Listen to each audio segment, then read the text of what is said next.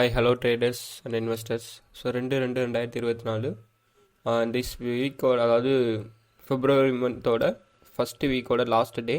So ஃப்ரைடேக்கான பங்குச்சந்தை analysis. சரிங்களா, ஃபஸ்ட் நம்ம குளோபல் மார்க்கெட் எப்படி க்ளோஸ் ஆயிருக்குங்கிறத பார்த்துருவோம். அதில் மேஜர் இண்டெக்ஸ்லாம் நம்மளுக்கு எப்படி க்ளோஸ் ஆயிருக்குன்னா, கிஃப்ட் நிஃப்டி நம்மளுக்கு வெரி பாசிட்டிவாக வந்து க்ளோஸ் ஆயிருக்கு. ஸோ 0.81% வந்து பாசிட்டிவாக க்ளோஸ் ஆயிருக்கு. 175 பாயிண்ட்ஸ் வந்து நம்மளுக்கு இன்க்ரீஸ் ஆயிருக்கு. 125 பாயிண்ட்ஸ் வந்து நம்மளுக்கு இன்க்ரீஸ் ஆயிருக்கு. என்ன இண்டிகேட் பண்ணுது அப்படின்னு பார்த்தீங்கன்னா, Nifty index positive or 150 points வந்து கேப் அப்பில் வந்து ஓப்பன் ஆகிறதுக்கான சான்சஸ் வந்து இருக்குது. நம்ம எஸ்டர்டேவே பார்த்துக்கிட்டே இருந்தோம். ஸோ ஆல்ரெடி நம்ம கொடுத்துருந்த டெலிகிராம் அப்டேஷன் பார்த்தீங்கன்னா டவுன் ட்ரெண்ட் கொடுத்துருந்தோம்.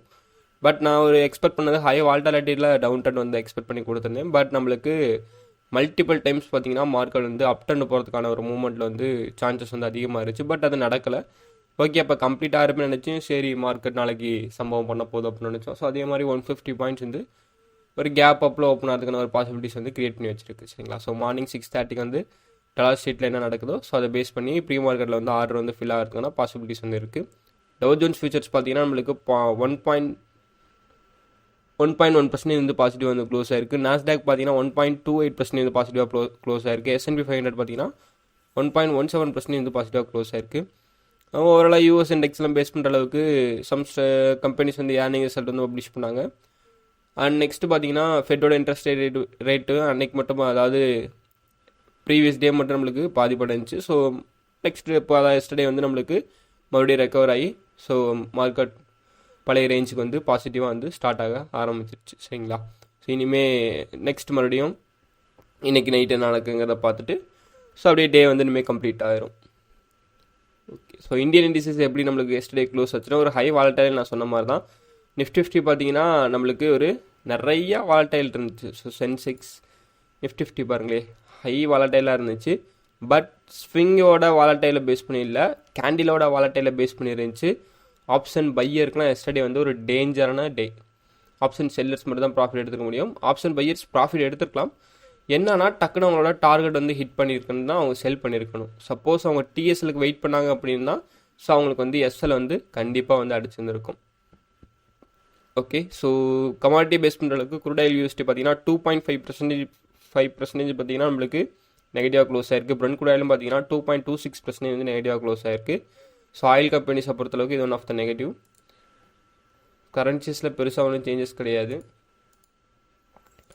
இந்தியாவோட 10-year பாண்ட் ஒரு நார்மலானது தான். So United state 10-year bond நம்மளுக்கு நார்மலாக தான் இருக்குது. ஸோ ஏடிஆர்ஸோட பர்ஃபார்மன்ஸ் தான் நம்மளுக்கு ரொம்ப முக்கியம்.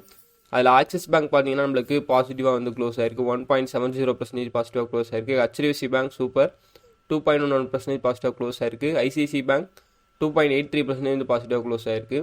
எஸ்டர்டே இந்த 12:30 நான் வந்து எக்ஸ்பெக்ட் பண்ணேன் HDFC பேங்க் ஒரு நல்ல ஒரு அப்டன் தருமா அப்படிங்கிறது. பட் அது நம்மளுக்கு நடக்கலை. பட் இன்றைக்கி வந்து ஒரு நல்ல ஒரு அப்டன் தரதுக்கான சான்சஸ் இருக்குது. எல்லாம் ப்ரீ ஓப்பன் மார்க்கெட்லேயே ஆர்டர் ஃபில் ஆகி கேப் அப்பில் ஓப்பன் ஆகிறதுக்கான பாசிபிலிட்டிஸ் வந்து இருக்குது. ஸோ இந்த குளோபல் மார்க்கெட் ரிப்போர்ட்டை பேஸ் பண்ணுற அளவுக்கு. சரிங்களா, ஸோ ஓவரால் ரிப்போர்ட் வந்து நம்மளுக்கு பாசிட்டிவாக தான் இருக்குது. ஸோ நெகட்டிவ் வைப் எதுவுமே நம்மளுக்கு வந்து தெரியல. கமாடிட்டிஸ் மட்டும் தான் நம்மளுக்கு வந்து நெகட்டிவாக வந்து இருக்குது. அண்ட் நெக்ஸ்ட்டு பார்த்தீங்கன்னா எஸ்டர்டே வந்து FII டே பொறுத்தளவுக்கு FII வந்து எவ்வளோக்கு வந்து பை பண்ணியிருக்காங்க அப்படின்னு பார்த்தீங்கன்னா 19,287 கோடிக்கு வந்து பை பண்ணிவிட்டு 167 கோடிக்கு வந்து செல் பண்ணியிருக்காங்க. நெட் சேல்ஸ் எவ்வளோன்னு பார்த்தீங்கன்னா 1879 கோடிக்கு வந்து நெட் சேல்ஸ் வந்து FII வந்து பண்ணியிருக்காங்க. டிஏ பொறுத்தளவுக்கு எவ்வளோ பை பண்ணியிருக்காங்கன்னா 12,991 கோடிக்கு பை பண்ணிவிட்டு 12,118 கோடிக்கு வந்து செல் பண்ணியிருக்காங்க. ஸோ நெட் பர்ச்சேஸ் டிஏ வந்து பண்ணியிருக்காங்க எவ்வளோன்னு பார்த்தீங்கன்னா 872 கோடிக்கு வந்து டிஏ வந்து நெட் பர்ச்சேஸ் வந்து பண்ணியிருக்காங்க. ஸோ இதுதான் வந்து FII டிஏவோட ரிப்போர்ட். அண்ட் நெக்ஸ்ட்டு பார்த்தீங்கன்னா எஸ்டர்டே வந்து பட்ஜெட் இருந்துச்சு. பெருசாக ஒன்றும் பட்ஜெட்டை பேஸ் பண்ண அளவுக்கு சேஞ்சஸ் கிடையாது, நம்மள வாட்ச் பண்ணது தான். பட் எனக்கு ஒரு சில பட்ஜெட்ஸை பற்றி ஒரு சஜஷன்லாம் இருக்குது. ஸோ அவங்க என்ன பேஸ் பண்ணியிருக்காங்களோ அதெல்லாம் ஸ்டாக் மார்க்கெட்டில் இம்பாக்ட் பண்ணுமா, ஸோ சம் கம்பெனிஸை இம்பாக்ட் பண்ணுமா அப்படிங்கிறது. ஸோ அதை பற்றி நான் ஒரு வீடியோ வந்து பப்ளிஷ் பண்ணுறேன். சரிங்களா, ஓகே. ஸோ பேசிக்காக பார்த்தீங்கன்னா இந்தியாவோட ஃபினான்ஷியல் டெஃபிசிட் பார்த்தீங்கன்னா 5.8% வந்து இருக்குது. மற்றபடி ஆல்ரெடி உங்களுக்கு எல்லாம் தெரிஞ்சது தான். சரிங்களா, அதாவது ஃபினான்ஷியல் டெஃபிசிட் மீன் நிதி பற்றாக்குறை வந்து 5.8% இருக்குது அப்படின்னு சொல்லியிருக்காங்க. மற்றபடி நிறையா அனௌன்ஸ்மெண்ட்லாம் கொடுத்துருக்காங்க. நான் அதை பற்றி ஒரு வீடியோ வந்து போட வந்து ட்ரை பண்ணுறேன். சரிங்களா, அண்ட் நெக்ஸ்ட்டு பார்த்தீங்கன்னா இன்றைக்கான ஈவெண்ட்ஸ் என்னென்னா ஒரு 2 ஈவெண்ட்ஸ் தான், பெருசாக ஒன்றும் சேஞ்சஸ்லாம் கிடையாது. அது யூஎஸோட ஈவெண்ட். யூஎஸோட அன்எம்ப்ளாய்மெண்ட் ரேட் வந்து பப்ளிஷ் ஆகிறதுக்கு இருக்குது. சரிங்களா, ஸோ அது ஈவினிங் ஒரு 7 o'clock. ஸோ அது வந்து ரொம்ப இம்பார்ட்டன்ட். அண்ட் நெக்ஸ்ட்டு அதே யூஎஸில் வந்து நான் ஃபார்ம் பேரோல்ஸ் வந்து ஜனவரி மந்த்துக்கான டேட்டா வந்து பப்ளிஷ் ஆகிருக்கு. இது 2 ஈவெண்ட்ஸ் தான் ரொம்ப இம்பார்ட்டன்ட் இன்றைக்கி. ஏர்னிங் ரிசல்ட் வந்து சம் கம்பெனிஸ் வந்து இன்றைக்கி வந்து பப்ளிஷ் பண்ணுறாங்க.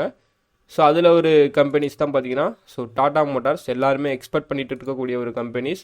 ஸோ இது மோஸ்ட்லி வந்து பாசிட்டிவாக நம்மளுக்கு வந்து கிடைக்கிறதுக்கான சான்சஸில் தான் எக்ஸ்பெக்ட் பண்ணுறாங்க. சரிங்களா.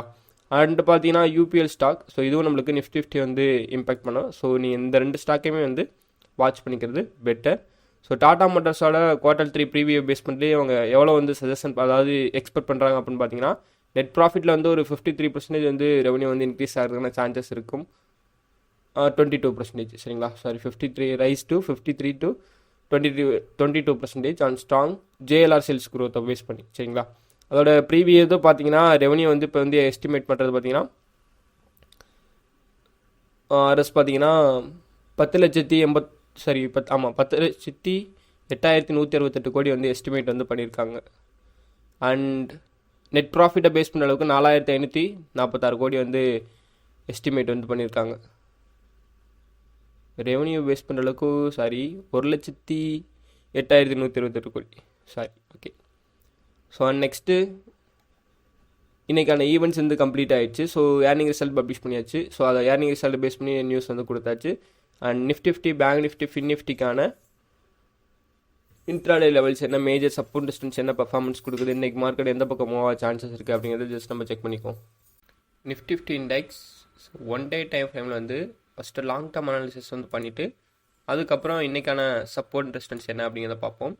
நம்ம ஆல்ரெடி மார்க்கெட்டில் சொல்லிட்டு தான் இருக்கோம். மார்க்கெட் வந்து ஃபர்தராக ஒரு ஸ்ட்ராங் சப்போர்ட் எடுக்காமல் ஒரு ரெசிஸ்டன்ஸை போயிட்டு அதாவது ஒரு ரீட்ரெஸ் கன்ஃபர்மேஷனாக மார்க்கெட் மூவ் ஆகிட்டு இருக்குது அப்படிங்கிறது வந்து நான் சொல்லியிருந்தேன். சரிங்களா. இப்போ வந்து நம்மளுக்கு ஒரு டபுள் டாப் பேட்டர்ன் க்ரியேட் பண்ணுற ஒரு சுச்சுவேஷனில் இப்படி வந்து வரணும். சரிங்களா. அதுதான் நடக்கணும் ஆக்சுவலாக.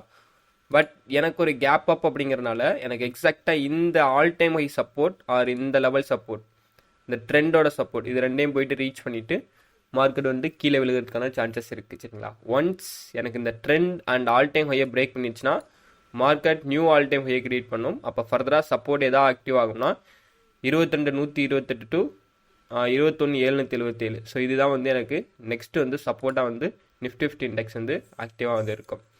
எஸ்டர்டே ஒரு கிட்டத்தட்ட ஒரு சைட்வேஸ்னே சொல்லலாம். ஒரு ஹை வாலட்டைலாக இருந்துச்சு. நம்ம ஆல்ரெடி கூட கொடுத்துருந்தோம் லெவல்ஸை பேஸ் பண்ணி எப்படி கொடுத்துருந்தோம் அப்படின்னா ஸோ இவ்வளோ தூரம் மார்க்கெட் வந்து கீழே இறங்கலாம் அப்படின்னு வந்து நம்ம எக்ஸ்பெக்ட் பண்ணியிருந்தோம். பட் அது வந்து நடக்கலை. நான் ஒரு வால்டலிட்டியை பேஸ் பண்ணி எக்ஸ்பெக்ட் பண்ணியிருந்தேன். பட் அது நம்மளுக்கு சுத்தமாக அந்த லெவலே வரல. ட்ரேடு அதுக்கு ப்ரீவியஸ் டே பார்த்தீங்கன்னா நம்ம இங்கே இருந்து ஸோ இவ்வளோ தூரத்தில் இருந்துச்சுன்னா மார்க்கெட் கண்டிப்பாக இந்த ரெசிஸ்டன்ஸ்லாம் ஹிட் பண்ணுறதுக்கான ஒரு லெவல்ஸ் வந்து நம்ம கொடுத்துருந்தோம்.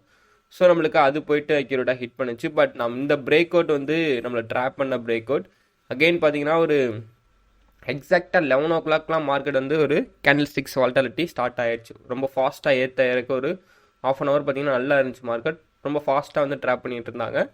ஸோ நான் கூட இதில் வந்து எக்ஸ்பெக்ட் பண்ணேன். பட் அப் ட்ரெண்ட் போகுமானா ஸோ அது ஒரு ட்ராப்னு கம்ப்ளீட் ஆனதுக்கப்புறம் தான் ஸோ நம்மளுக்கு அது அந்த ஒரு 15 minutes கேண்டில் கம்ப்ளீட் ஆச்சு. ஸோ அதுக்கப்புறம் நம்மளால் ஓகே ட்ராப் அப்படின்னு கண்டுபிடிச்சோம். அதுக்கப்புறம் மார்க்கெட் நம்மளுக்கு அப்படியே டவுன் ட்ரெண்ட் வந்து சப்போர்ட் வந்து ரீச் பண்ணிடுச்சு. இன்றைக்கான அனாலிசிஸை பேஸ் பண்ண அளவுக்கு நம்ம அகைன் அதான் ஸோ நம்மளுக்கு 690ங்கிறப்ப ஸோ 790 840 எங்கே இருக்குது, இங்கே இருக்குது. இதுதான் நம்மளுக்கு இன்றைக்கி ரெசிஸ்டன்ஸாக வந்து ஆக்டிவ் ஆகும். ஃபஸ்ட்டு மார்க்கெட் ஓப்பன் ஆனோடனே சப்போஸ் இதுக்கு மேலே ஓப்பன் ஆச்சுன்னா 21,917 வந்து நம்மளுக்கு நெக்ஸ்ட்டு ரெசிஸ்டன்ஸாக வந்து ஆக்டிவ் ஆகும். 22,005 வந்து ஒன் ஆஃப் த ஒரு ஸ்ட்ராங் ரெசிஸ்டன்ஸாக நம்ம வந்து ஃபிக்ஸ் பண்ணியிருக்கோம். 118 வந்து ஆல் டைம் ஹை. சரிங்களா. ஸோ ஒவ்வொன்றா உடைக்கிறப்ப இது உடச்சிச்சின்னா நல்ல கன்ஃபர்மேஷன் எக்ஸ்ட்ரா கன்ஃபர்மேஷன்லாம் கிடச்சுன்னா நம்ம ட்ரேட் எடுக்கலாம். 22,118 வரையும் நம்மளோட ட்ரேடிங்கை வந்து ஸோ அப்படியே கொண்டு போகலாம் பேஸ் பண்ணி நகர்த்தி. சரிங்களா. ஸோ இந்த இது வந்து ஒன் ஆஃப் த டார்கெட். இல்லை மார்க்கெட் சப்போஸ் நம்மளுக்கு இதை வந்து பை பண்ணி விட்டு ப்ரீ ஓப்பன் மார்க்கெட்டில் பை ஆர்டர் ப்ளேஸ் ஆகி இங்கே வந்து நம்மளுக்கு செல்லிங் ஆகுது அப்படிங்கிறப்ப ஸோ நம்ம தாராளமாக இவ்வளோ தூரம் அதாவது இந்த பர்டிகுலர் பிளேஸ்க்குள்ளே ஓப்பன் ஆச்சுன்னா ஸோ இவ்வளோ தூரம் வந்து நம்மளோட டார்கெட்டை ஃபிக்ஸ் பண்ணலாம். எனக்கு இதை பிரேக் பண்ணுச்சுன்னா நீ கண்டிப்பாக நம்மளுக்கு ஒரு பெரிய ஒரு செல்லிங் வந்து இருக்கும். ஏன்னா மார்க்கெட் இந்த பிளேஸ் வந்து ஒரு சரியான ஒரு சப்போர்ட் வந்து கொடுத்துருக்கு. இந்த சப்போர்ட்டை மட்டும் பிரேக் பண்ணுச்சுன்னா நம்மளுக்கு இங்கே வந்து விழுகணும் 21,500 வரையும் விழுகணும். இன்றைக்கான பாசிபிலிட்டிஸ் இருக்கானா அந்தளவுக்கு செல்லிங் ப்ரெஷர் இருந்தால் சான்சஸ் வந்து இருக்குது. சரிங்களா. பேங்க் நிஃப்டியை பொறுத்தளவுக்கு ஆல்ரெடி பேங்க் நிஃப்டி நான் சொல்லிக்கிட்டே இருந்தேன். இந்த நம்மளுக்கு மூவ்மெண்ட் நடக்கிறதுக்கான சான்சஸ் இருக்குது அப்படிங்கிறத நம்மளுக்கு இந்த 1 வீக்காகவே நம்ம வந்து இதைத்தான் வந்து நம்ம எக்ஸ்பிளைன் பண்ணிகிட்டே இருக்கோம். நம்மளோட லெவல்ஸ் ரெசிஸ்டன்ஸ் போயிட்டு ஹிட் பண்ணிடுச்சு. ஸோ 46 298 போயிட்டு ஹிட் பண்ணிடுச்சு. ஆல்மோஸ்ட் நம்மளுக்கு மூவ் ஆகுது அப்படின்னா 578 இல்லைனா இந்த லெவல் வரையும் போகணும் மார்க்கெட் 47 215 வரையும் போகணும். சரிங்களா? ஸோ இப்போ இருக்கிறத பேஸ் பண்ணி எனக்கு டவுன் ட்ரெண்ட் விழுகணும். நம்மளுக்கு கேப் அப்பில் ஓப்பன் ஆகலாம், மார்க்கெட் சர்றன்னு நம்மளுக்கு கீழே விழுகிறதுக்கான சான்சஸ் இருந்துச்சுன்னா நம்மளோட சப்போர்ட் வந்து ரீச் பண்ணணும். லாங் டேர்மை பேஸ் பண்ணுற அளவுக்கு மேஜர் சப்போர்ட் டிஸ்டன்ஸை பேஸ் பண்ணுற அளவுக்கு என்ன பெர்ஃபார்மன்ஸ் பண்ணுது அப்படின்னா, ஸோ இன்றைக்கி வந்து சென்செக்ஸோட எக்ஸ்பைரி டே. ஸோ அதனால் நம்மளுக்கு எந்த ப்ராப்ளமும் கிடையாது. நிஃப்டி அனலைஸ் பண்ணவங்களுக்கு ப்ராப்ளம் கிடையாது. ஒருவேளை சென்செக்ஸ் ட்ரேட் எடுக்கிறீங்கன்னா ஸோ கொஞ்சம் சேஃபாக வந்து ட்ரேடுங்க. அதில் வந்து ஹை வாலடைல் வந்து இருக்கும். ஓகே, ஸோ இந்த ரெசிஸ்டன்ஸை பிரேக் பண்ணணும் மார்க்கெட். இந்த ரெசிஸ்டன்ஸை பிரேக் பண்ணிச்சுன்னா இந்த ஜோன் ரெசிஸ்டன்ஸ், நெக்ஸ்ட் நம்மளோட ரெசிஸ்டன்ஸ் பார்த்தீங்கன்னா 46,987. ஸோ அதுதான் நம்மளோட ரெசிஸ்டன்ஸை வந்து ஃபிக்ஸ் பண்ணியிருக்கோம். சரிங்களா? அண்ட் அதுக்கு மேலே மார்க்கெட் மூவ் ஆச்சுன்னா ஃபர்தராக உங்களுக்கு டெலகிராம் வந்து அப்டேட் பண்ணிக்கிறேன். சரிங்களா? ஸோ அதுக்கப்புறம் நம்மளுக்கு இந்த ரெசிஸ்டன்ஸ் அதாவது மேலே ஓப்பன் ஆயிடுச்சு அப்படின்னா நம்மளுக்கு அது நெக்ஸ்ட் ரெசிஸ்டன்ஸ் அது சப்போர்ட்டிவாக வந்து இந்த ஜோன் வந்து நம்மளுக்கு ஆக்டிவ் ஆகும். ஒன்ஸ் இந்த ஜோனை உடைக்குது அப்படின்னா நம்மளுக்கு நெக்ஸ்ட்டுக்கான சப்போர்ட் பார்த்தீங்கன்னா 45,838 to 670 வந்து நெக்ஸ்ட்டுக்கான நம்மளுக்கு சப்போர்ட். அண்ட் ஃபினிஃப்டி இண்டெக்ஸை பேஸ் பண்ணுற அளவுக்கு ஸோ இதுவும் நம்மளுக்கு கிட்டத்தட்ட வந்து ஒரு ரெசிஸ்டன்ஸ் வந்து ஹிட் பண்ணிடுச்சு ஆல்மோஸ்ட். சரிங்களா? ஸோ இப்போ நம்மளுக்கு இன்னும் அனதர் ஒரு ரெசிஸ்டன்ஸ் ரொம்ப ஸ்ட்ராங்காக போயிட்டு அது ஹிட் பண்ணணும் அப்படின்னா அது இங்கே இருக்குது நம்மளுக்கு. சரிங்களா? ஸோ இந்த ரெசிஸ்டன்ஸை போயிட்டு ஹிட் பண்ணணும். ஒன்ஸ் ஹிட் பண்ணிட்டோ இல்லை இடையிலே நம்மளுக்கு பிரேக் ஆச்சுன்னா நெக்ஸ்ட் அது சப்போர்ட் எடுக்கிறது 22,229 வந்து சப்போர்ட் எடுக்கணும். நம்மளுக்கு மேஜர் சப்போர்ட் டிஸ்டன்ஸை பொறுத்தளவுக்கு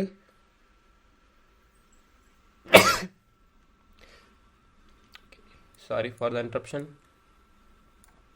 ஸோ ஒன்ஸ் நம்மளுக்கு அதே மாதிரி தான் இந்த ஜோனை பிரேக் பண்ணிச்சுன்னா இந்த ரெசிஸ்டன்ஸ் ஸோ இதுவரையும் நம்ம ட்ரேட் வந்து எடுக்கக்கூடாது. சரிங்களா? இந்த ரெசிஸ்டன்ஸில் ப்ராப்பரான பிரேக் அவுட் எக்ஸ்ட்ரா கன்ஃபர்மேஷன்லாம் கிடைக்குதுன்னா நம்ம 20,927 வரையும் நம்மளோட டிஎஸில் வந்து அப்படியே பிரேக் பண்ணிகிட்டே போயிட்டே இருக்கலாம், எக்ஸ்டெண்ட் பண்ணிகிட்டே போயிட்டே இருக்கலாம். சம் லெவல்ஸில் வந்து மார்க்கெட் இம்பாக்ட் ஆகுதுன்னா ஸோ அந்த லெவல்ஸ் நம்ம வந்து வாட்ச் பண்ணிக்கணும். சரிங்களா? ஸோ இது வந்து மேஜர் சப்போர்ட் டிஸ்டன்ஸ்னால அப்படி இருக்கும். இன்டர்டே லெவல்ஸ் வந்து கொஞ்சம் சேஞ்சஸ் வந்து இருக்கும். சரிங்களா? ஒன்ஸ் வந்து இந்த சப்போர்ட்டை உடச்சுன்னா நம்மளுக்கு ஃபர்தராக வந்து மார்க்கெட் வந்து கீழே விழுக சான்சஸ் இருக்கும். அது எவ்வளோ தூரம்னா ஒரு சப்போர்ட் பார்த்தீங்கன்னா 20,468, செகண்ட் சப்போர்ட் பார்த்தீங்கன்னா 20,377. ஸோ இதுதான் நம்மளோட மேஜர் சப்போர்ட் டிஸ்டன்ஸ். சரிங்களா? So this video full and fully education purpose only. சரி, I am not a SEBI registered advisor. This video full and fully education purpose only. So இந்த video பார்த்துருப்பீங்க. So உங்களுக்கு பிடிச்சிருந்துச்சுன்னா மறக்காமல் வீடியோ வந்து லைக் பண்ணுங்கள். So உங்களோட ஃப்ரெண்ட்ஸ் சர்க்கிள் யாராவது வந்து ஸ்டாக் மார்க்கெட்டை பற்றி லேர்ன் பண்ணியிருக்காங்கன்னா ஸோ அவங்களுக்கு வந்து இந்த வீடியோ வந்து ஷேர் பண்ணி விடுங்க. சரிங்களா? ஸோ மறக்காமல் நம்மளோட சேனல் வந்து சப்ஸ்கிரைப் பண்ணி வச்சுக்கோங்க. ஸோ அப்போ தான் நம்ம போடக்கூடிய வீடியோ வந்து உடனே வந்து உங்களுக்கு வந்து சேரும். ஓகே, தேங்க்ஸ் ஃபார் வாட்சிங். தேங்க்யூ.